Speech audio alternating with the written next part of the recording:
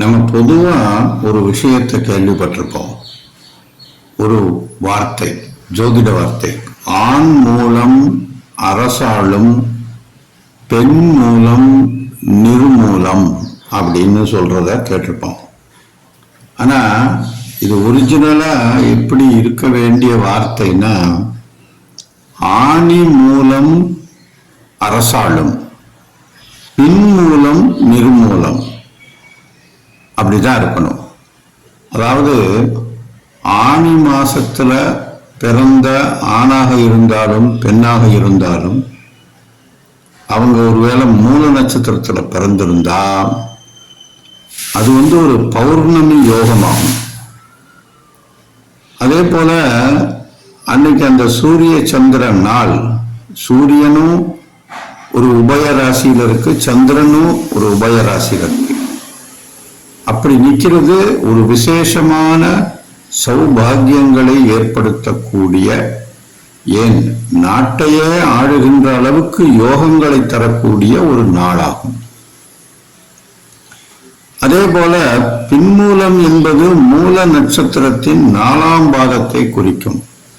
பொதுவாக ஒரு நட்சத்திரத்திற்கு 4 பாதங்கள் உண்டு.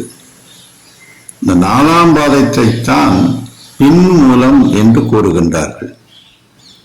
இதற்கான பலனை ஜாதக அலங்கார பாடலின் 144வது செய்யுள் கூறுகிறது. வீரம் வாய்ந்தவன் வல்லவன் கோபம் இல்லாதவன் சந்நியாச குணமுடன் தன்னை எதிர்த்தவர்களிடம் வெற்றி பெறுவான். தன் கழுத்தில் கண்டமாலை என்னும் நோய் உடையவன். அதன்படி 4ஆம் பாதத்தில் பிறந்தவர்கள், அதாவது பின்மூலத்தில் பிறந்தவர்கள் தன்னை எதிர்நோக்கும் பிரச்சனைகளை அல்லது எதிரிகளை சின்னாபின்னமாக்கும் வல்லமை உடையவர்கள் என்பதை குறிக்கும்.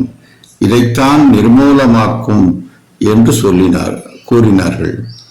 மேலும் மூல நட்சத்திரத்தில் பிறந்தால் மாமனாருக்கு ஆகாது என்றார்கள். இது எல்லோருக்கும் பொருந்தாது. அதாவது மூல நட்சத்திரத்தில் பிறந்து லக்னத்திற்கு 3ஆம் வீடாகிய மாமனார் வீட்டில் கேது அமர்ந்திருந்தாலோ, மாரகஸ்தானமான 4, 9ஆம் வீடுகளில் கேது அமர்ந்திருந்தாலோ தான் மாமனாருக்கு கண்டத்தை ஏற்படுத்தும். மற்றபடி மூல நட்சத்திரத்தால் மாமனாருக்கு எந்த ஆபத்தும் ஏற்படாது என்பதை நாம் புரிந்து கொள்ள வேண்டும்.